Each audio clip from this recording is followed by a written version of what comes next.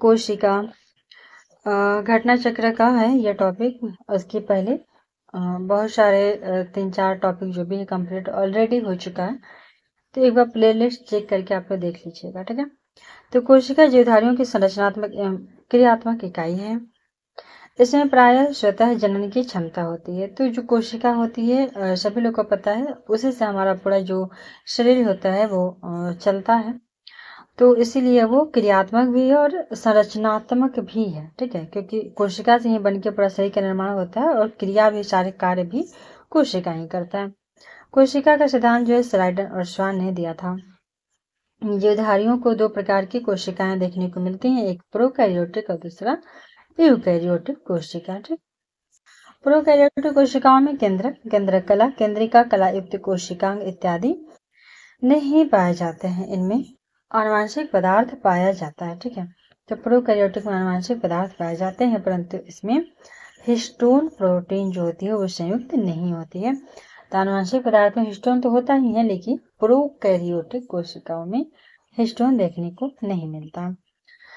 इसमें राइबोसोम उपस्थित होती है, ठीक है। तो जो प्रोकैरियोटिक होता है उसमें राइबोसोम होती है, लेकिन केंद्रक नहीं होता है, केंद्रक कला नहीं होता है, केंद्रिका नहीं होता है और कला युक्त कोशिकांग नहीं होते हैं, लेकिन राइबोसोम यहाँ पे प्रोकैरियोटिक में होता है। इस प्रकार की कोशिकाएं जीवाणुओं एवं नील हरित शैवालों में पाई जाती हैं। तो ये जो कोशिकाएं होती हैं वो जीवाणुओं में, प्रोकैरियोटिक जो कोशिका है वो जीवाणु में और नील हरित शैवाल में देखने को मिलता है।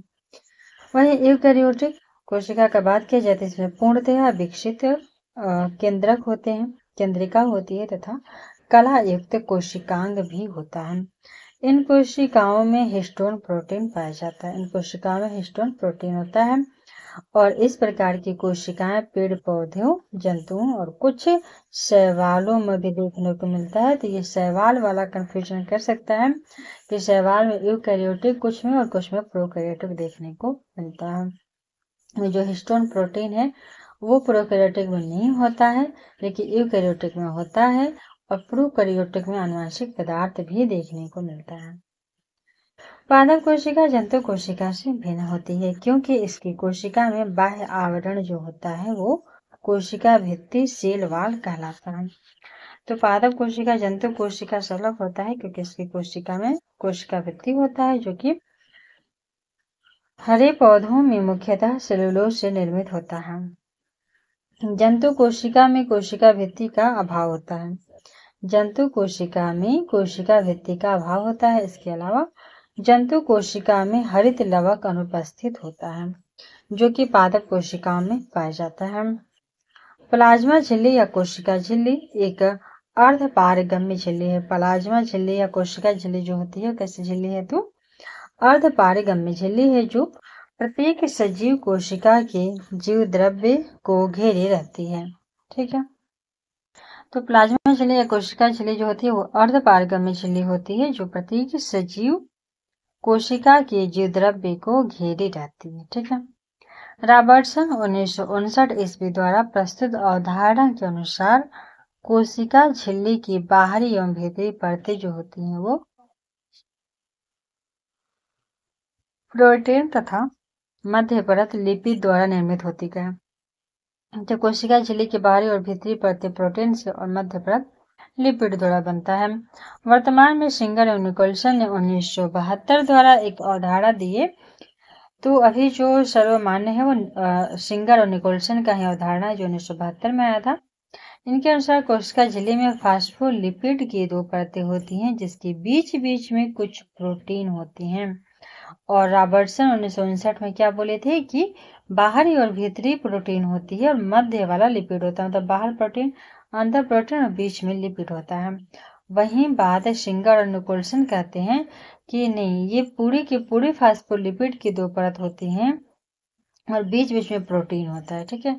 तो यहाँ पे मतलब उसको अपोजिट हो गया, यहाँ पे था लिपिड बीच में था, यहाँ पे फास्फोलिपिड और यहाँ पे प्रोटीन बीच में, ठीक।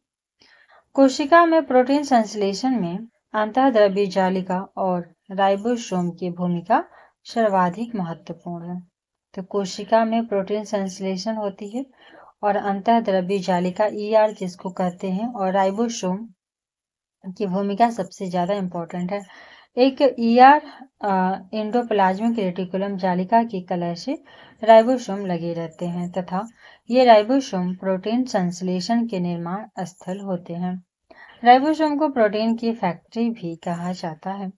माइटोकॉन्ड्रिया जीवाणु एवं नीलहरित शैवाल को छोड़कर के शेष सभी सजीव पादप एवं जंतु कोशिकाओं की कोशिका द्रव्य में बिखरे हुए कलायुक्त कोशिकांग हैं। ठीक है, तो माइटोकॉन्ड्रिया कहाँ देखने को मिलता है? जीवाणु में और नीलहरित शैवाल। ठीक, श्वसन की क्रिया प्रत्येक जीवित कोशिका के कोशिका द्रव्य एवं माइटोकॉन्ड्रिया में संपन्न होती है।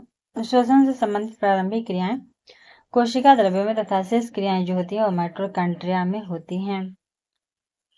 चूंकि क्रिया के अंतिम चरण में ही अधिकांश ऊर्जा उत्पन्न होता है, इसीलिए माइटोकॉन्ड्रिया को कोशिका का श्वसनांग या पावर हाउस भी कहा जाता है। कोशिकीय श्वसन में अधिकतम एटीपी एडेनोसिन ट्राइफॉस्फेट अणुओं को उत्पन्न करने वाला पद जो होता है वो क्रेब्स चक्र है। यह चक्र कोशिका के माइटोकॉन्ड्रिया में संपन्न होता है। इस चक्र की खोज हैंस क्रेब ने 1937 ईस्वी में किए थे। हैंस क्रेब 1937 में। क्लोरोप्लास्ट में सौर ऊर्जा एटीपी में बदलती है। क्लोरोप्लास्ट में सौर ऊर्जा एटीपी में बदलती है। क्लोरोप्लास्ट एक पादप कोशिकांग है जिसमें पर्णहरित या क्लोरोफिल नामक एक प्रोटीन युक्त जटिल रासायनिक यौगिक पाया जाता है। यह वर्णक पत्तों के हरे रंग का कारण बनता है। गोल्जी बॉडी को गोल्जी कॉम्प्लेक्स या गोल्जी उपकरण के नाम से भी जाना जाता है। इसका सर्वप्रथम अन्वेषण कैमिलो गोल्जी ने 1898 ईस्वी में किए थे। इसकी क्रियात्मक इकाई को सिस्टर्नी कहते हैं। इसके क्रियात्मक इकाई को सिस्टर्नी कहते हैं। लाइसोसोम को कोशिका की आत्मघाती थैली या सुसाइडल बैग भी कहते हैं। इसमें बहुत से जल अपघटनीय एंजाइम पाए जाते हैं। लाइसोसोम में बहुत सारे जल अपघटनीय एंजाइम भी पाए जाते हैं जो अम्लीय माध्यम में कार्य करते हैं। ये एंजाइम लाइसोसोम की कला के फट जाने पर बाहर आ जाते हैं तथा कोशिका के सभी घटकों को जल अपघटन क्रिया द्वारा पचा डालते हैं। केंद्रक की खोज सर्वप्रथम रॉबर्ट ब्राउन ने 1831 ईस्वी में किया था। केंद्रक की खोज रॉबर्ट ब्राउन ने। एक कोशिका में प्राय एक केंद्रक होता है। यूकेरियोटिक कोशिका में इसे कोशिका का नियंत्रण केंद्र कहा जाता है।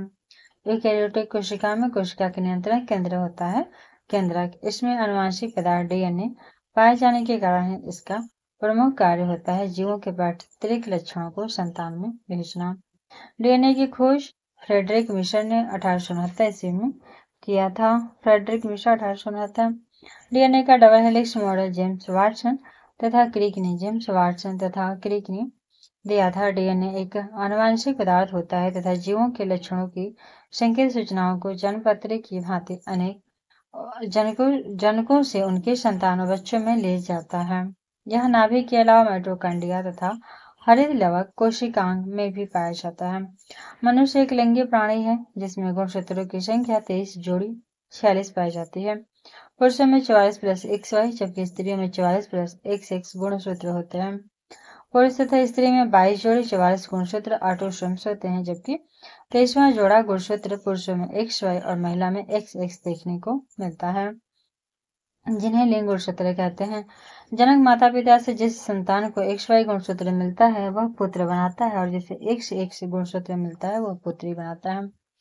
पुराक्रमित कोशिका मृत्यु प्रोग्राम्ड सेल डेथ में कोशिकीय और आणविक नियंत्रण को एपोप्टोसिस कहते हैं। ठीक है, तो प्रक्रमित कोशिका मृत्यु में कोशिकीय और आणविक नियंत्रण सेलुलर एंड मोलिकुलर कंट्रोल को एपोप्टोसिस कहते हैं। एपोप्टोसिस, तो कोशिकीय और आणविक नियंत्रण को एपोप्टोसिस कहते हैं। यह भ्रूणीय विकास एम्ब्रियोनिक तथा अंगों के प्रति विकास इन्वोल्यूशन के समय में होता है। तो जब भ्रूण का विकास होता है या जब अंग का विकास होता है उस टाइम एपोप्टोसिस देखने को मिलता है।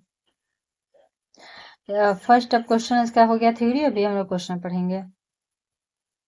नाभि के अलावा कोशिका के किस कोशिकांग में डीएनए होता है? तो ये हो जाएगा माइटोकॉन्ड्रिया। ठीक है, तो नाभि के अलावा आपको मिलेगा देखने को किसमें? माइटोकॉन्ड्रिया में डीएनए देखने को मिलता है। नाभि के अलावा कोशिका के माइटोकॉन्ड्रिया तथा हरित लवक नामक कोशिकांग में डीएनए पाया जाता है। ठीक है। तो माइटोकॉन्ड्रिया के अलावा और हरित लौह क्लोरोप्लास्ट में भी देखने को मिलता है। तो केंद्रक हो गया, केंद्रक पहला, दूसरा माइटोकॉन्ड्रिया और तीसरा हो जाएगा क्लोरोप्लास्ट। ठीक है। जो कि आनुवंशिक पदार्थ होता है जीवों के लक्षणों की संकेत सूचनाओं को जन्मपत्री की भाटी जनकों से संतान में ले जाता है। डीएनए की खोज जो थे फ्रेडरिक मिशन ने 1869 में किए थे तथा डीएनए का डबल हेलिक्स जो मॉडल था उसको जेम्स वाटसन और फ्रांसिस क्रिक ने दिए थे। कौन सा कथन यहाँ पे सही है? तो देखिए माइकोप्लाज्मा की कोशिका भित्ति एमिनो शर्करा की बनी होती है, सही है, और बाकी सारे गलत है। माइकोप्लाज्मा की कोशिका भित्ति शर्करा की अमीनो। वायराइड्स और विकल्पी परजीवी ओब्लिगेट पैरासाइट्स होते हैं। तो वायराइड्स जो हैं अविकल्पी परजीवी ओब्लिगेट पैरासाइट्स होते हैं जो कि सिर्फ कोशी होस्ट कोशिकाओं के अंदर ही वृद्धि और प्रजनन करते हैं। एकल तंतु सिंगल स्ट्रैंडर्ड एसेस, शॉर्ट में एकल तंतु एसेस कहेंगे इसको, आरएनए अणु के बने होते हैं। तो क्वेश्चन पूछेगा कि एसेस किसके बने होते हैं? एसेस सिंगल स्ट्रैंडेड किसके बने होते हैं? तो एसेस सिंगल स्ट्रैंडेड आरएनए के बने होते हैं।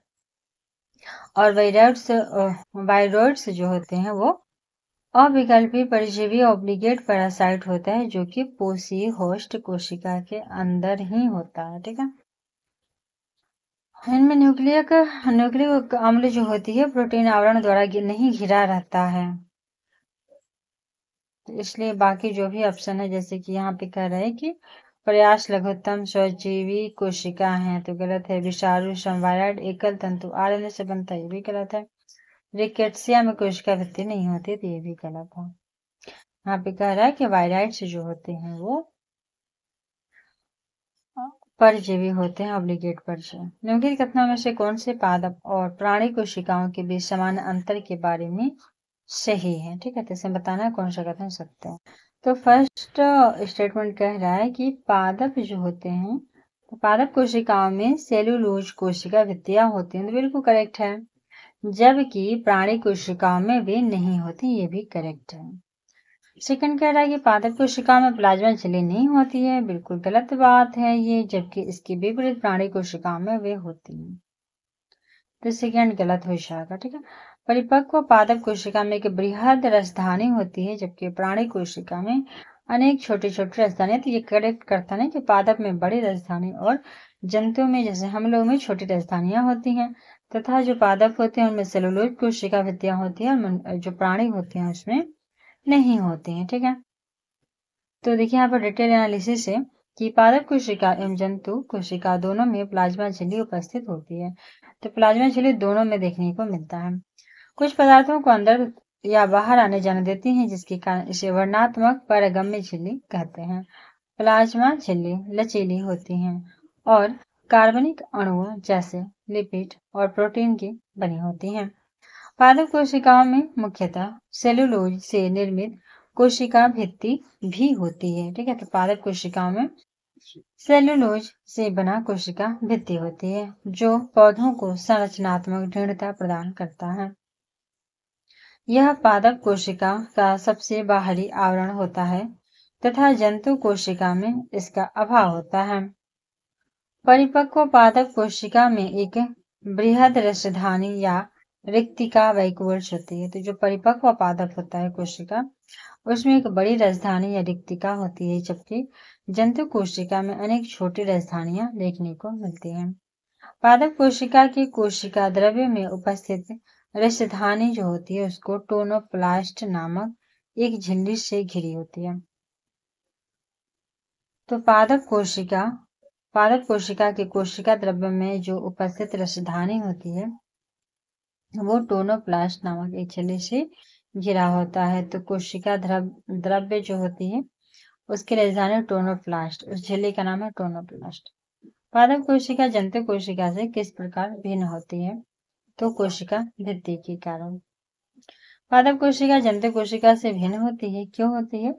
क्योंकि इसकी कोशिका में बाह्य आवरण कोशिका भित्ति कहलाता है जो कि हरे पादपों में मुख्यतः सेलुलोज से बना होता है, वहीं जंतु कोशिका में कोशिका भित्ति का अभाव होता है। इसके अलावा हरे पौधों की कोशिकाओं में हरित लवक पाया जाता है, जबकि जंतु कोशिका में हरित लवक नहीं मिलता है। जंतु कोशिका में क्या अनुपस्थित होता है? तो सेलुलोज की कोशिका भित्ति। ठीक, सेलुलोज की कोशिका भित्ति। जैव कोशिका का कौन सा भाग पावर हाउस कहलाता है? तो माइटोकॉन्ड्रिया। माइटोकॉन्ड्रिया जो होता है वो जीवाणु और नील हरित शैवाल को छोड़ करके से सभी सजीव पादप एवं जंतु कोशिका में पाया जाता है। यहाँ तक कि माइटोकॉन्ड्रिया प्रोकैरियोटिक में भी मिलता है और यूकैरियोटिक में भी। श्वसन की क्रिया प्रत्येक जीवित कोशिका के कोशिका द्रव्य एवं माइटोकॉन्ड्रिया में संपन्न होता है। तो जो श्वसन है ना वो कोशिका द्रव्य में भी होता है और माइटोकॉन्ड्रिया में भी होता है। श्वसन संबंधित प्रारंभिक क्रियाएं कोशिका द्रव्य में होती हैं तथा शेष क्रियाएं माइटोकॉन्ड्रिया में होती है। तो स्टार्टिंग में कोशिका द्रव्य और बाद में माइटोकॉन्ड्रिया। चूंकि क्रिया के अंतिम चरण में ही अधिकांश ऊर्जा उत्पन्न होती है, इसलिए माइटोकॉन्ड्रिया को कोशिका का श्वसनांग या पावर हाउस कहते हैं। तो पहले होती है जीव द्रव्य में, ठीक, प्रारंभिक क्रिया। कोशिका द्रव्य या जीव द्रव्य एक ही बात है। उसके बाद माइटोकॉन्ड्रिया में आते हैं। निम्न में से किस कोशिकांग को कोशिका का पावर हाउस कहते हैं? तो माइटोकॉन्ड्रिया। कोशिका का शक्ति स्रोत क्या है? तो माइटोकॉन्ड्रिया। प्लाज्मा झिल्ली बनी होती है किसके? दोनों, ए और बी, अर्थात प्रोटीन और लिपिड दोनों की। प्लाज्मा झिल्ली या कोशिका झिल्ली एक अर्धपारगम्य सजीव झिल्ली है जो प्रत्येक सजीव कोशिका के जीव द्रव्य को घेर कर रखती है। रॉबर्टसन के अनुसार कोशिका झिल्ली के बाहरी और भीतरी परतें प्रोटीन और मध्य वाली परत जो है लिपिड के अनुसार है, रॉबर्टसन के अनुसार। जबकि वहीं सिंगर और निकोलसन 1972 के अनुसार कोशिका झिल्ली में फास्फोलिपिड होते हैं और बीच में कहीं कहीं प्रोटीन देखने को मिलती है। प्रोटीन संश्लेषण में निम्न कोशिकांगों में से किनकी भूमिका सबसे अधिक महत्वपूर्ण है? तो अंतःद्रव्य जालिका, ईआर, एंडोप्लाज्मिक रेटिकुलम और राइबोसोम। तो प्रोटीन संश्लेषण में निम्न कोशिकांगों में से अंतःद्रव्य जालिका, ईआर और राइबोसोम की जो है भूमिका सबसे अधिक महत्वपूर्ण है। कोशिका में प्रोटीन संश्लेषण में अंतःद्रव्य जालिका, एंडोप्लाज्मिक रेटिकुलम और राइबोसोम की भूमिका सर्वाधिक महत्वपूर्ण है। एक अंतःद्रव्य जालिका की कला से राइबोसोम लगे रहते हैं तथा ये राइबोसोम प्रोटीन संश्लेषण के निर्माण स्थल वर्क बेंचेज होते हैं। तो ये राइबोसोम प्रोटीन संश्लेषण के निर्माण स्थल या वर्क बेंचेज होते हैं और ये अंतःद्रव्य जालिका की कला राइबोसोम से भी लगे होते हैं। प्रक्रमित कोशिका मृत्यु, प्रोग्राम्ड सेल डेथ, इसकी कोशिकीय और आणविक नियंत्रण, सेलुलर एंड मोलिकुलर कंट्रोल को कहते हैं क्या?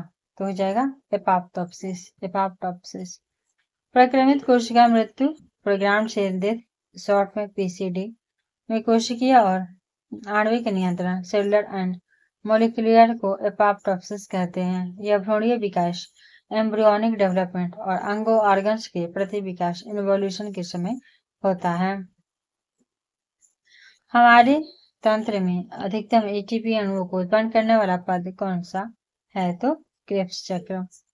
श्वसन तंत्र में अधिकतम एटीपी एडेनोसिन ट्राइफॉस्फेट अणुओं को उत्पन्न करने वाला पद जो होती है वो क्रेब्स चक्र कहलाता है। यह चक्र कोशिका के माइटोकॉन्ड्रिया में संपन्न होता है। इस चक्र की खोज हंस क्रब ने 1937 में किए थे। तो क्रेब्स चक्र का खोज हंस क्रब ने किए थे। नहीं, कब किए थे? 1937 में किए थे।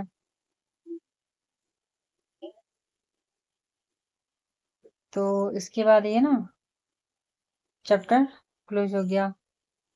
कोशिका, अभी आनुवांशिकता भी हम लोग पढ़ लेते हैं क्योंकि ये बहुत छोटा सा ही चैप्टर है। तो चलिए आनुवांशिकता देखते हैं।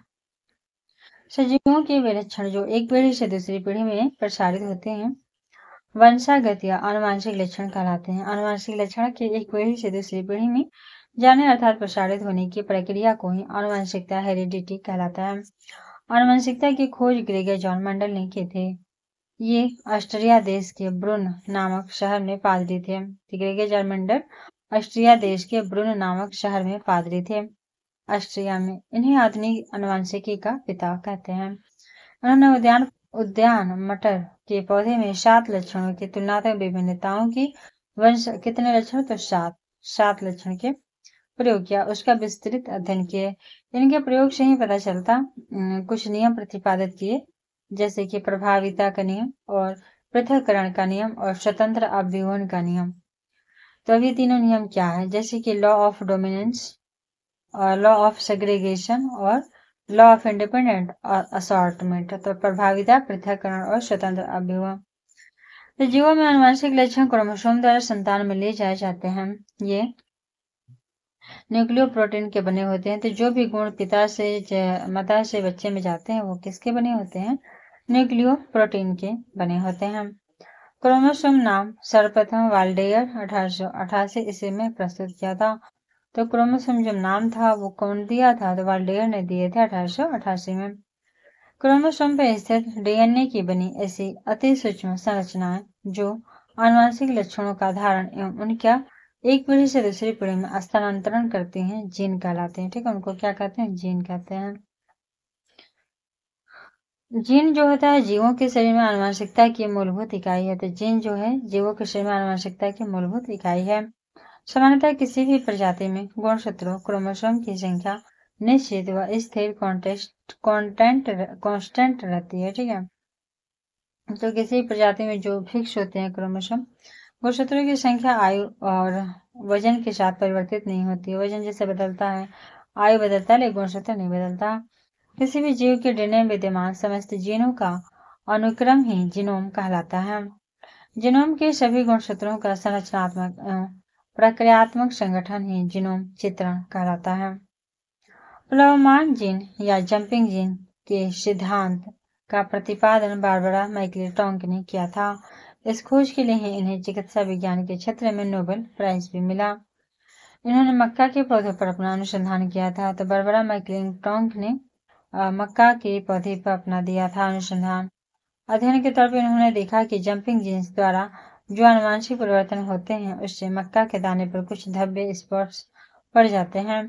नए प्रयोग के आधार पर निष्कर्ष निकाला गया कि सभी कोशिकाओं में डीएनए खंड होते हैं जिन्हें ट्रांसपोजेबल तत्व या ट्रांसपोजीन कहते हैं।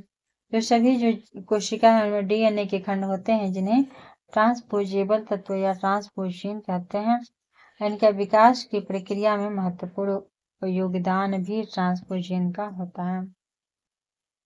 जीव कोशिकाओं में दो प्रकार के न्यूक्लिक अम्ल व डीएनए और आरएनए होते हैं, दो प्रकार के होते हैं। ये न्यूक्लियोटाइड के बहुलक होते हैं। किसके बहुलक, न्यूक्लियोटाइड के, अर्थात ये बहुत से न्यूक्लियोटाइड से मिलकर बने होते हैं। कौन, तो डीएनए और आरएनए।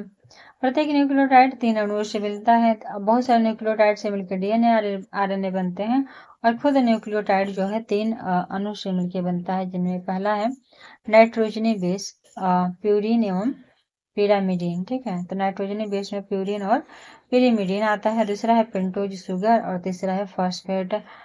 तो जो न्यूक्लियोटाइड है वो नाइट्रोजनी बेस से, पेंटोज शुगर से और फॉस्फेट से मिलकर बनते हैं। प्यूरिन बेस एडेनिन तथा ग्वानिन से बनता है। इसके अलावा डीएनए तथा आरएनए दोनों में समान होते हैं। तो जो प्यूरिन बेस एडेनिन और ग्वानिन से बनता है, डीएनए आरएनए में प्यूरिन बेस समान रूप से देखने को मिलता है। वहीं पिरिमिडीन बेस में आरएनए में साइटोसिन तथा यूरेसिल होता है, जबकि डीएनए में साइटोसिन और थाइमिन होता है। तो अगर प्यूरिन की बात करें तो दोनों में साइटोसिन ग्वानिन सेम होता है, लेकिन वहीं पिरिमिडीन की बात किया जाए तो उसमें आरएनए में साइटोसिन और यूरेसिल होता है, जबकि डीएनए में साइटोसिन और थाइमिन देखने को मिलता है। डीएनए में डीऑक्सीराइबोज तथा आरएनए में राइबोज शर्करा होती है। यह गलत धारणा है कि doctor James Watson, doctor Francis Crick, MHF Wilkins तथा फ्रैंकलिन नामक वैज्ञानिकों ने डीएनए की खोज की थी।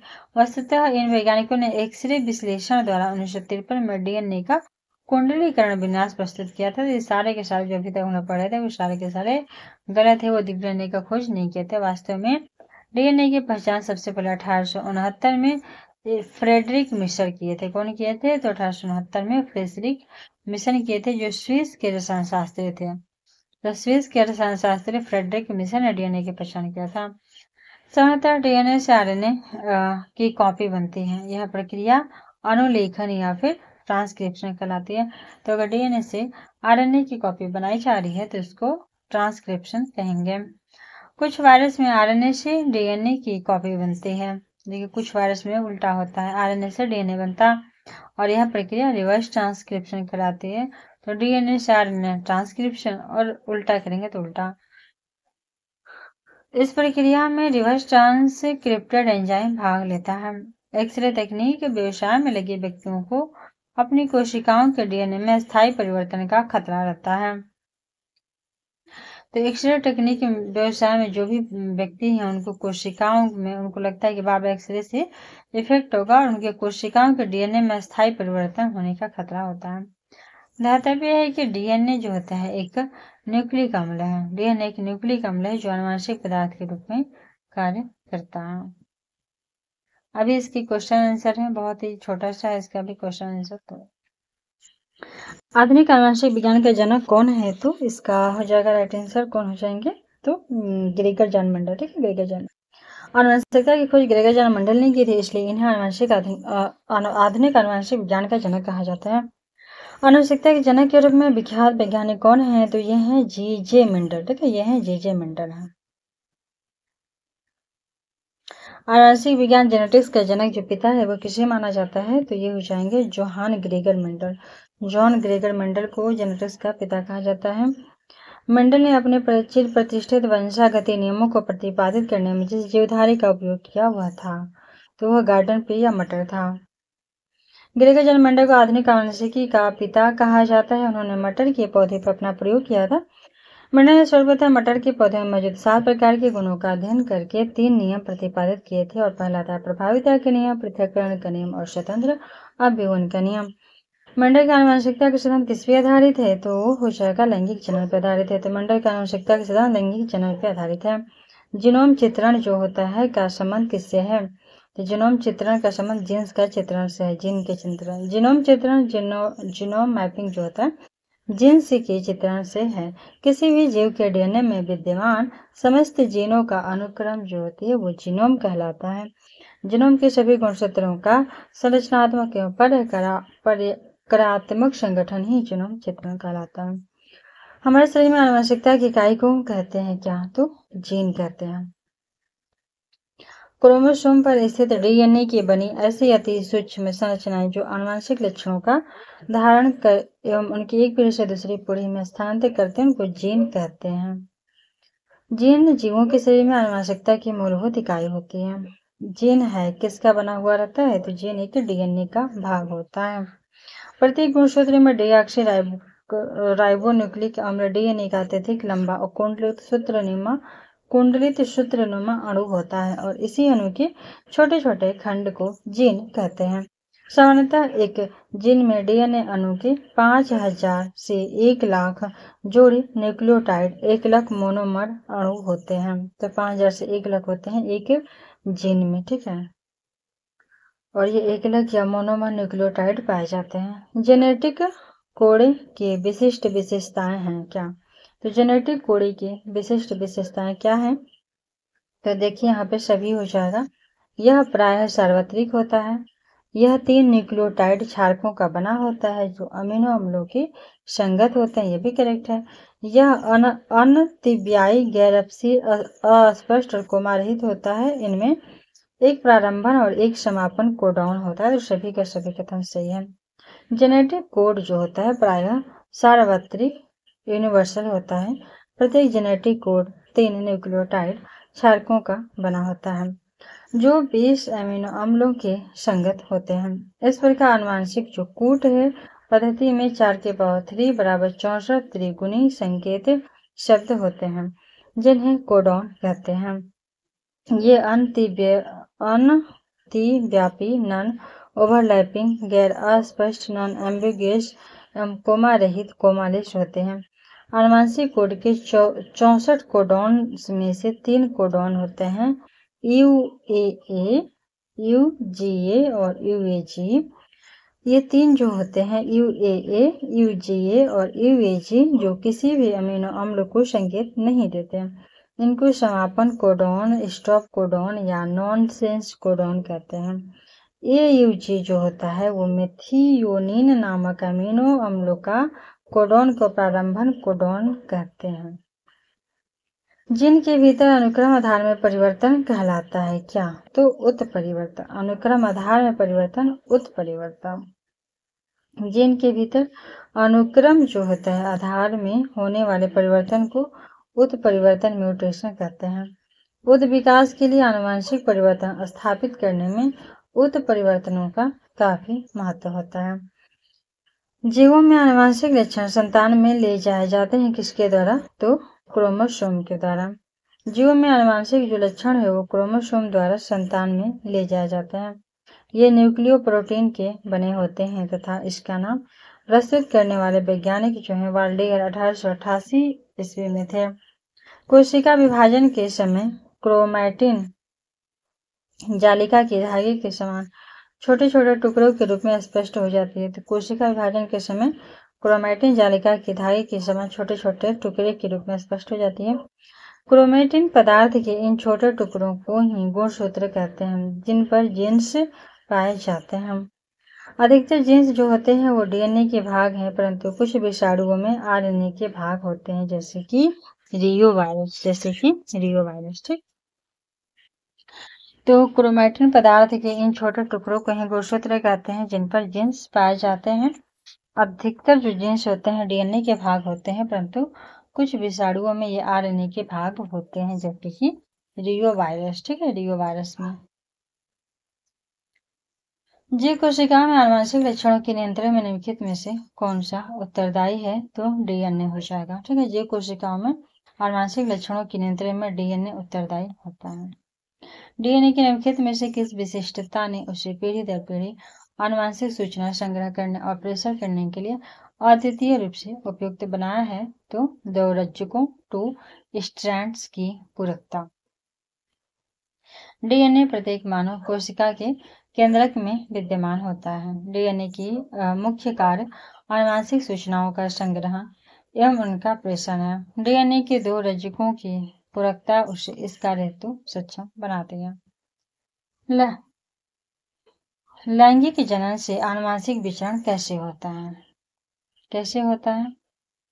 तो इसका राइट आंसर हो जाएगा सभी का सभी। जीन का मिश्रण से, शफलिंग से, इसके अलावा क्रोमोसोम में बदलाव से और जीन के मिश्रण से।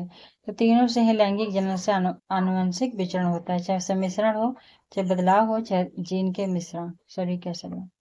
गुणसूत्रों की वंशागत का सिद्धांत दिया था किसने? तो शूटन और बोवेरी ने। गुणसूत्रों की वंशागत का सिद्धांत दिए थे शूटन और बोवेरी ने। वाल्टर शूटन और थियोडोर बोवेरी ने गुणसूत्रों का वंशागत सिद्धांत दिए थे।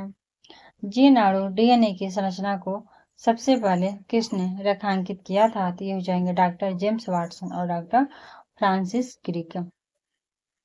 जेम्स वाटसन, डॉक्टर फ्रांसिस क्रिक,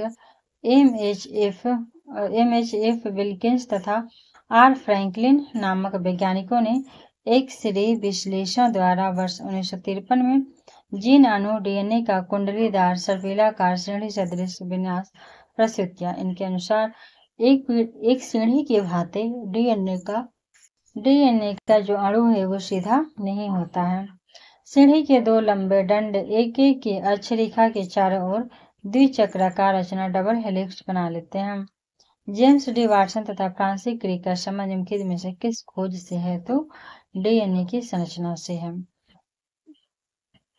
DNA के द्विहेलिक्स प्रारूप को पहली बार किसने प्रतिपादित किया? तो इसका राइट आंसर हो जाएगा वाटसन तथा क्रिक ने। नोबेल पुरस्कार विजेता वैज्ञानिक जेम्स डी वाटसन को किस कार्यक्षेत्र में अपने कार्य के लिए जाना जाता है? तो आनुवंशिकी के लिए। जेम्स डब्ल्यू वाटसन अमेरिकी मॉलिक्यूलर बायोलॉजिस्ट हैं जो जीन संरचना की खोजों के लिए प्रसिद्ध हुए। डॉक्टर वाटसन और फ्रांसिस क्रिक तथा मॉरिस विल्किंस को संयुक्त रूप से वर्ष 1962 का चिकित्सा विज्ञान के क्षेत्र में नोबेल पुरस्कार प्राप्त हुआ था। DNA की डू कैंडलिन संरचना किसके द्वारा की गई थी? तो वाटसन और क्रिक। जेम्स वाटसन और फ्रांसिस क्रिक, MHF विल्किंस तथा फ्रैंकलिन नामक वैज्ञानिकों ने एक्स-रे विश्लेषण द्वारा DNA की द्विकुंडलिनी संरचना प्रस्तुत किया। इनके अनुसार एक सीढ़ी की भांति डीएनए का अणु सीधा नहीं होता बल्कि सर्पिलाकार सदृश होता है। द्विकुंडली डबल हेलिक्स संरचना के रूप में होता है। एक डीएनए कुंडली में एक पूरा घुमाव 3.4 नैनोमीटर लंबा होता है। इस पूरे घुमाव में 10 क्षारक युग्म होते हैं तथा प्रत्येक क्षारक युग्म परस्पर 0.34 नैनोमीटर की दूरी पे होते हैं। द्विकुंडलित डीएनए अणु का व्यास जो है 2 नैनोमीटर और 20 एंगस्ट्रम होता है। डीएनए की खोज किसने किया? तो यहाँ पे देखिए बहुत सारे जो लोग यहाँ पर दे रहे हैं ना कि वाटसन क्रिक ये सारे के सारे गलत है क्योंकि मिसर नहीं किए थे। तो Watson Crick, Francis Crick, Wilkins, Franklin नामक वैज्ञानिकों ने डीएनए की खोज की थी। वस्तुतः इन वैज्ञानिकों ने एक्सरे विश्लेषण द्वारा 1953 में डीएनए का कुंडलीकरण विन्यास प्रस्तुत किया था। वास्तव में डीएनए की सर्वप्रथम पहचान जो था वो फ्रेडरिक मिसर ने 1869 में किया था। ठीक है, 1869 में ही फ्रेडरिक मिसर ने किए थे। देखिए सारे लोग का नाम डीएनए से जुड़ा है, ये एक्सरे मॉडल के वजह से जुड़ा हुआ है। हरगोविंद खुराना का किस आविष्कार के लिए सम्मानित किया गया था? तो प्रोटीन के संश्लेषण के लिए। हरगोविंद खुराना को वर्ष 1968 को शारीरिक विज्ञान या चिकित्सा के क्षेत्र में मार्शल डब्ल्यू नीरेनबर्ग और रॉबर्ट डब्ल्यू हॉली के साथ नोबेल पुरस्कार से सम्मानित किया गया था।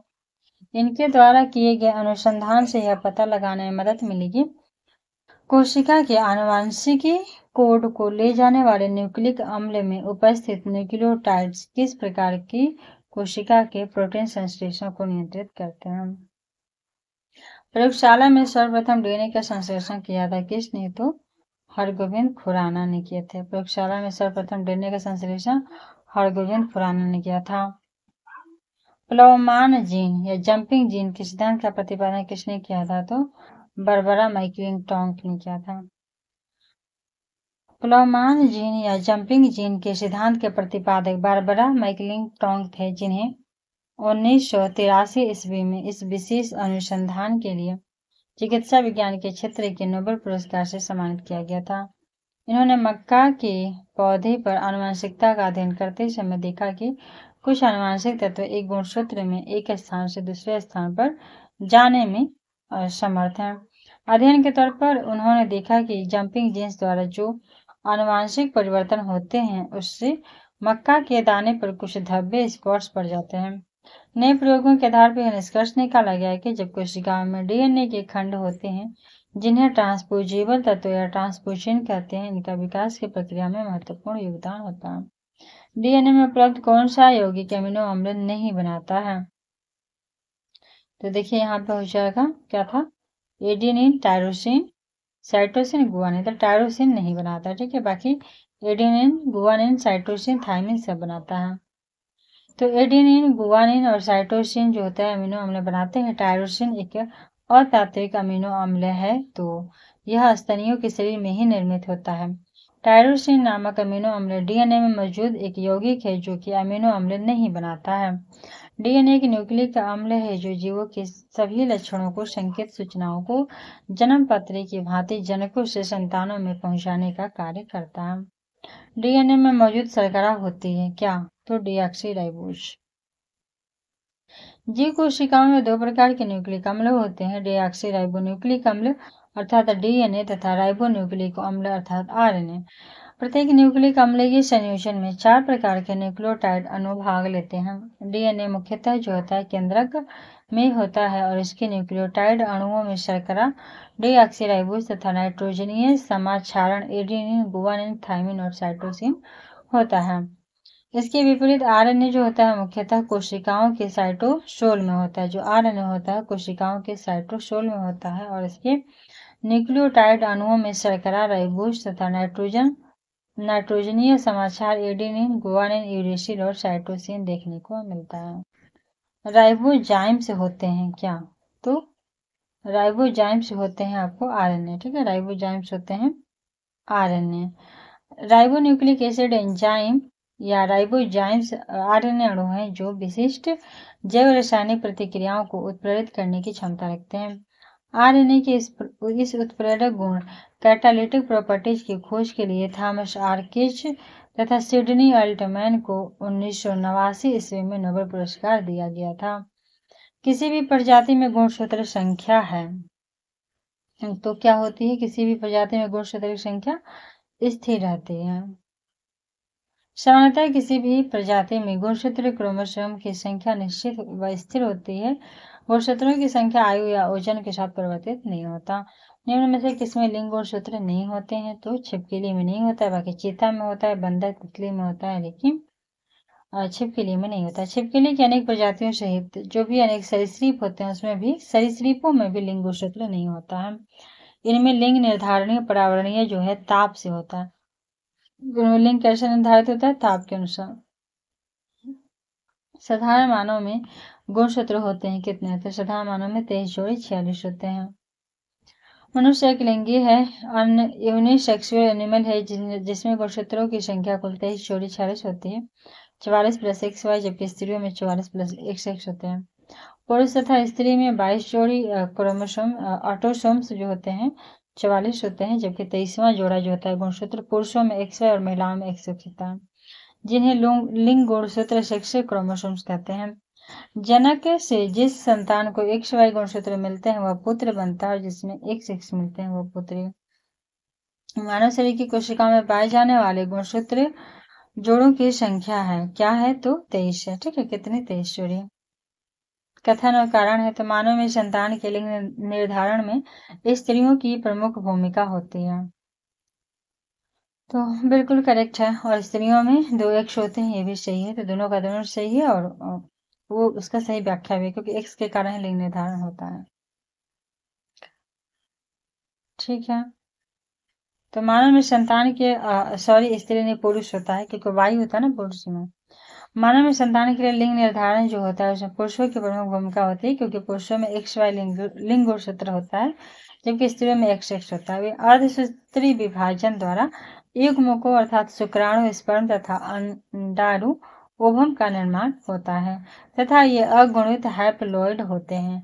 इन युग्मकों के निषेचन से युग्मनज जाइगोट बनते हैं, जिससे बालक में 44 प्लस XY गुणसूत्र और बालिकाओं में 44 प्लस XX गुणसूत्र होते हैं। पुरुष जिन संगठन होता है किसका? तो XY का। मनुष्य में कौन से क्रोमोसोम के मिलने से बालक का जन्म होता है? तो पुरुष का Y और स्त्री का X। अग्रलिखित व्यवसाय में लगे व्यक्तियों में से कौन से व्यक्ति को अपनी कोशिकाओं के DNA में अस्थायी परिवर्तन का खतरा रहता है? तो बस ये एक्सरे तकनीक के वाला हो जाएगा। कोयला वाला ऐसा कुछ नहीं है, रंगरेज, रंगसाज, कार्बन 14 नहीं। एक्सरे में जो रहते हैं ना उनको अस्थायी रूप से परिवर्तन का खतरा रहता है। एक्सरे तकनीक व्यवसाय में जो लगे व्यक्ति होते हैं उनको कोशिकाओं के डीऑक्सीराइबो न्यूक्लिक अम्ल DNA में अस्थायी परिवर्तन का खतरा रहता है। DNA एक न्यूक्लिक अम्ल है जो आनुवंशिक पदार्थ के रूप में कार्य करता है। इसी के साथ ये 2 चैप्टर एक साथ ही एक क्लास में खत्म हो गया। और भी नेक्स्ट है जैव उर्वरक, तो ये भी छोटा चैप्टर, इसको हम नेक्स्ट पार्ट करके नेक्स्ट वीडियो में पढ़ेंगे। तो चलिए मिलते हैं नेक्स्ट वीडियो में। कोई कमेंट है तो सुझाव करके जरूर बताएं।